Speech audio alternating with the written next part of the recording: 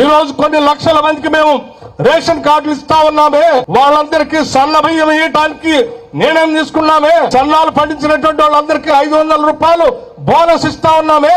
22,000 కోట్ల రూపాయలు రైతులు రుణమాఫీ చేసామే. రైతు భరోసా కోసం 9,000 కోట్ల రూపాయలు వారి అకౌంట్ లో వేస్తా ఉన్నామే. మరో 2,000 కోట్ల రూపాయలు వ్యవసాయ కూలీల అకౌంట్ లో వేస్తా ఉన్నామే.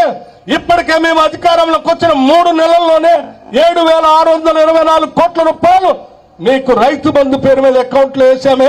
దాదాపు 12,000 కోట్ల రూపాయలు మీరు వాడుకున్నటువంటి వ్యవసాయ పంపు సెట్లకు సంబంధించిన బిల్లుల్ని ఆర్థిక శాఖ విద్యుత్ శాఖకి ఇప్పటికే కట్టిందే.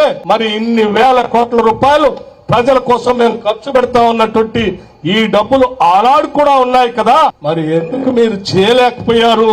ఇవాళ మేమెందుకు చేయగలుగుతున్నామనంటే మేము ప్రజలకి చేయాలనుకున్నాం, మీరు పాలకులకి దొరలకి చేయాలనుకున్నారు. అందుకోసమే మీరు దోపిడీ చేశారు, మేము పంచుతా ఉన్నాం. మాకు మీకు ఉన్న తేడా అదే.